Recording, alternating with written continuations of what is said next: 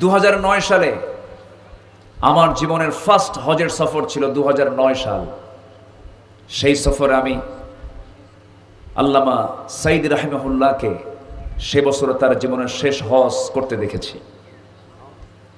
তিনিও তার জীবনের শেষ হজটা করেছেন 2009 সালে। গ্রেফতার হলেন 2010-এর 30 জুন। 26 জুন তার সঙ্গে আমার শেষ দেখা। তো ওই হজের সফরে তাকে বলা হয়েছিল, আপনার দেশে না গেলেই ভালো হয়।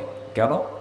ট্রাইব্যুনাল গঠন হচ্ছে, আপনাকে মামলায় জড়িয়ে দেবে, যদি তারা আপনাকে জেলখানায় পৌঁছায় রাখে, অতএব কি দরকার, আপনার এই দেশ থেকে যাওয়ার দরকার নাই, এই দেশ আপনাকে নাগরিকত্ব দিয়ে দিতে পারে।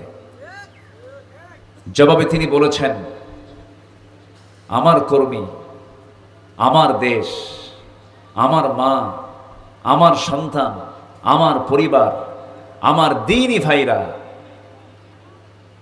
আমার দেশে পড়ে থাকবে আর আমি আরামে বাহিরে দিন যাপন করব, এটা হতে পারে না।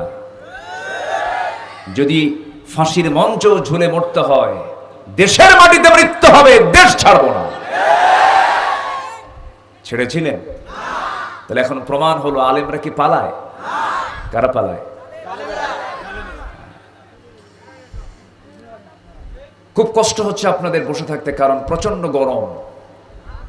ভাদ্র সবে শেষ হলো, ভাদ্র আশ্বিনের তাল পাকা গরম, ঠিক আছে না? সেই গরমে আপনারও গরম হয়ে গেছেন, ব্যবসে গরম, বসে থাকার চুল পরিমাণ জায়গা নাই, টুইটম্বর অবস্থা, যেন মাথার উপরে মাথা, ঘাড়ের উপরে ঘাড় লেগে আছে। এই যে আপনাদের অংশগ্রহণ, এটা প্রমাণ করে এই জমিনে কোরআনের আইন বাস্তবায়ন হতে বেশি সময় লাগবে না। জোরে বলি ইনশাআল্লাহ। দেশকে পাহারা দেওয়ার দায়িত্ব আমাদের আছে না নাই? আসতে বলবেন না, আছে না নাই? 71 থেকে 2024-এর 4 আগস্ট পর্যন্ত দেশের স্বাধীনতা, সার্বভৌমত্ব 100% নিশ্চিত ছিল না, ঠিক কিনা? আমাদের উপরে জগদ্দল পাথর চাপিয়ে দিয়েছিল। ছিল না কথা বলার স্বাধীনতা। কোরআনের মাহফিল করা হবে, অনুমতি নেওয়া লাগতো হলো বেনামাজিদের কাছ থেকে, চোর ডাকাতদের কাছ থেকে।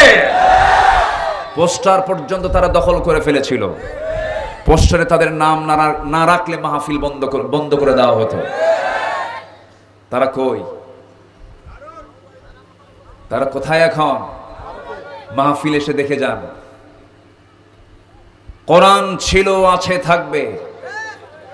আল্লাহ ছিলেন, আছেন, থাকবেন। ফেরাউনরা থাকবে না। ফেরাউনরা থাকবে? ফেরাউন ছিল না? ফেরাউন ছিল এক সময়, নাই।